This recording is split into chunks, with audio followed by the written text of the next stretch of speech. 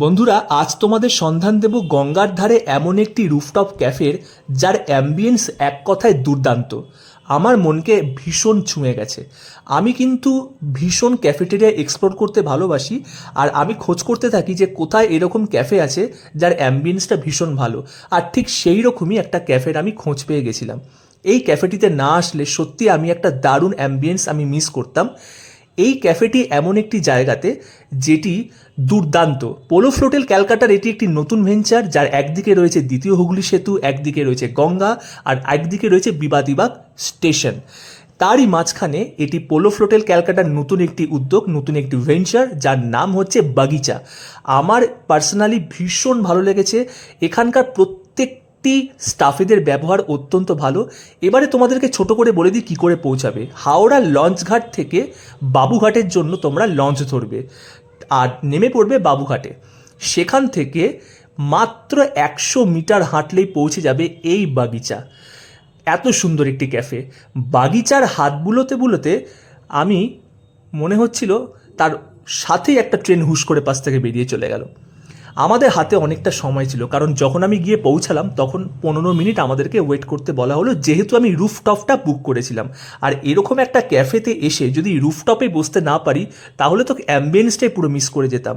তবে ক্যাফেটির ভেতরের পরিবেশটা দুর্দান্ত, আর হ্যামকটি দেখে একটা দারুণ কোজি ভাইব আসছিল।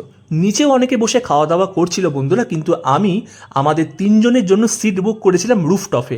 রুফটপে না গেলে সত্যি বলছি, আবারও বলছি, এই ক্যাফেটির তোমরা কিন্তু আসল যে ভাইব সেটা পাবে না। তাই যখনই আসবে তোমরা কিন্তু রুফটপটা অবশ্যই বুক করো। পাশ থেকে যখন দেখছিলাম দুজন ছবি তুলছে, একটু এম্বারেস লাগছিল, কিন্তু কি করা যাবে, ওপরে না উঠলে তো সিট পেতাম না। আর ওপরে উঠে একটা দুর্দান্ত অ্যাম্বিয়েন্স দেখতে পেলাম।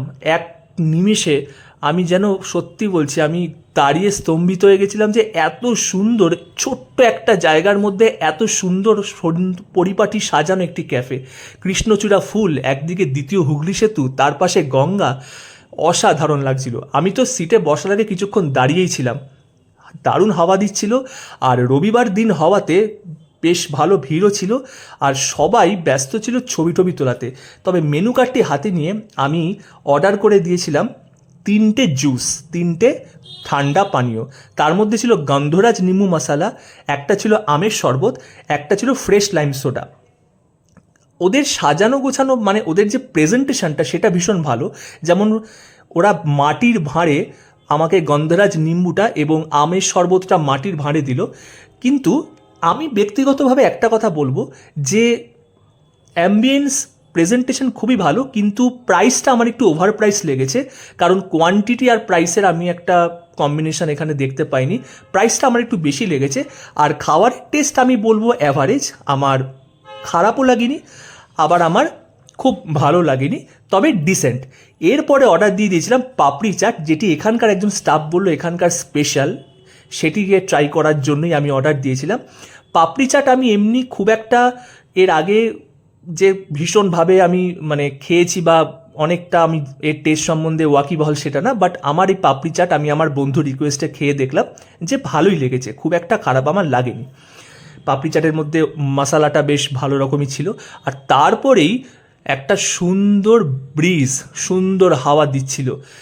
আর শেষে অর্ডার করেছিলাম এই কোকটা কিন্তু খেতে খেতে আর রুফটপের সুন্দর হাওয়া আমাকে জাস্ট পাগল করে দিয়েছিল। আমি দারুণ এনজয় করছিলাম। আর তারপরে আমার মনে হচ্ছিল যে এরকম একটা ক্যাফেতে তোমরা একবার অবশ্যই আসো। আর আমার ভিডিওতে যদি দেখে তোমাদের ভালো লাগে বন্ধুরা, তাহলে অবশ্যই কিন্তু অমর্ত্য রায়চৌধুরী প্রোফাইলটা লাইক করবে। আর যদি ভিডিওটা ভালো লাগে তাহলে কিন্তু শেয়ার করে দেবে, আর কমেন্টে জানাবে কেমন লাগলো। লাস্টে একটু কেত মেরে ভিডিওটা শেষ